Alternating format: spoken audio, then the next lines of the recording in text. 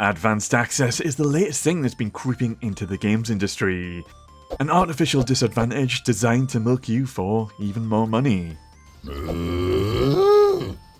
One of the first games I noticed with advanced access was Starfield, where you had to fork out an extra £35, otherwise you're playing 5 days later. Let's just calm down now.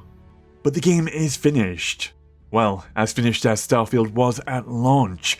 Really, you're just paying to remove an artificial inconvenience. Advanced access is completely artificial, and you're enticed into picking up a premium edition that'll have some DLC or possibly future season pass. It's fair enough if you're specifically going for that other stuff, and I'll talk more about that later. But it's a bit worse than it first sounds. You see, Starfield's advanced access began on September the 1st. That's a Friday in 2023, while people who don't pay for advanced access, they start on the 6th, the following Wednesday. Now, that's a real dick move. Advanced access players get to play on the weekend, and that's quite a big deal for a lot of players, especially if you've been working all week and just want to relax at the weekend with the latest game release. Ain't that the truth? And sadly, loads of gamers are buying into this advanced access. We're passionate about games and dying for the next big thing, and that hype is getting exploited.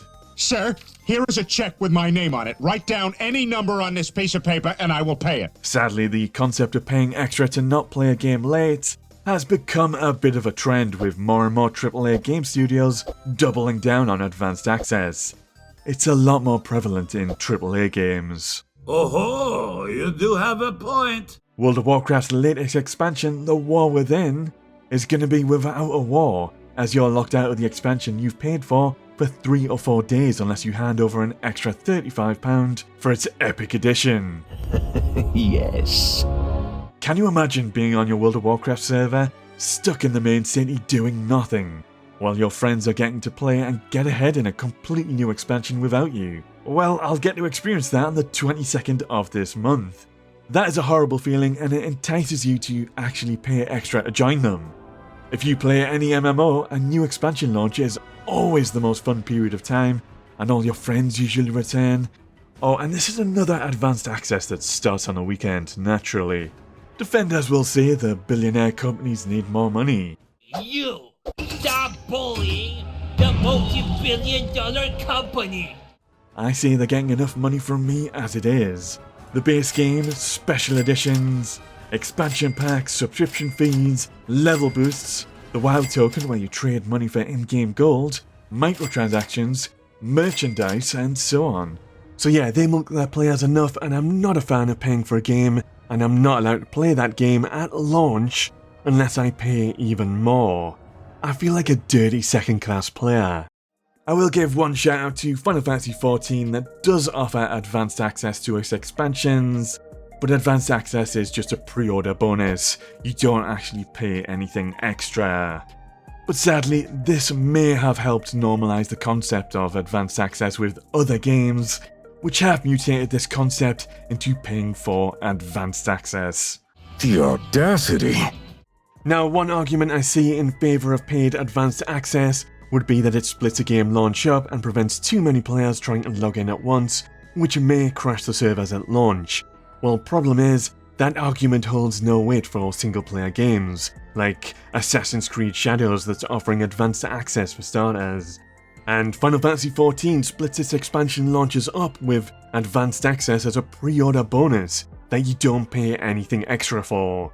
So you can accomplish this without charging an extra £35, and just offer it as a pre-order bonus if you really must. Fine by me. Quickie, cover RPGs in all shapes and sizes, and speaking of World of Warcraft, I'll be playing that and I want to compare The War Within with Final Fantasy XIV's Dawntrail. If you consider subbing or liking the video, it's an amazing help. Thank you. By fire be purged. The latest Diablo entry is called Diablo 4, because it was 4 days late unless you paid an extra £20. That game ended up being really disappointing for a lot of players and was not worth the £60 to begin with at launch, never mind an extra $20. What a pity. Age of Mythology Retold. That's a remaster of a 22-year-old game from Microsoft But that doesn't stop them delaying the game for an entire week unless you purchase its premium edition, which costs an extra £10. Space Marine 2 looks awesome, but the developers have already delayed that by 4 days unless you purchase its gold edition for an extra £25. You'll not be coming out of the shadows for 3 days to play Assassin's Creed Shadows unless you cough up an extra £35 for its gold edition. Scrap that, it is so ridiculous. I could get so many brand new quality games for less than £35, like Hades 2. And even if you don't buy into Advanced Access, you're treated like a second-class gamer. And like I said, in a lot of online multiplayer games, that head start is an advantage. AAA game studios have found a way of making money for nothing. Hype up your game, delay its launch for up to a week, unless desperate gamers hand over loads of money. So it has to be said, the Advanced Access usually comes as part of a premium edition of the game that will have some other bonuses like cosmetics, or you'll get some of its future DLC or an expansion pack or season pass included as well. And it's fair enough if you're going for all that. I'm personally not a huge fan of pre-ordering things like season or expansion passes, especially when you don't know anything about them. I think there's quite a few of us out there who have been burned already by pre-ordering expansion passes in the past that have just ended up being disappointing or not what was promised. So we've kind of got a spectrum of different types of Advanced Access and prices.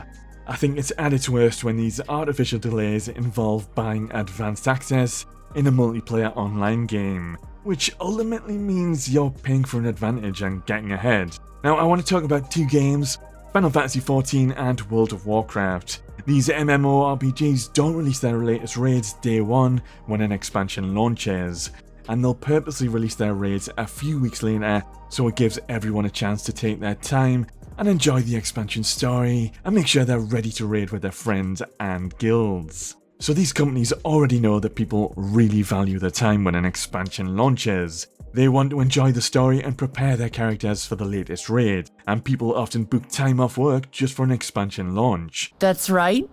But now World of Warcraft is selling you extra time with its Advanced Access, and you're going to miss out on that initial weekend prime time if you don't go with Advanced Access. There is no doubt you're paying for an advantage, and I've got to be honest, it really doesn't feel good when you're locked out of something, when your friends or other people who have caved and paid for Advanced Access, they're enjoying the game. There's the psychological aspect of peer pressure, and they're enjoying what you want to do, and you're going to have to be avoiding all the spoilers, etc. That never feels good.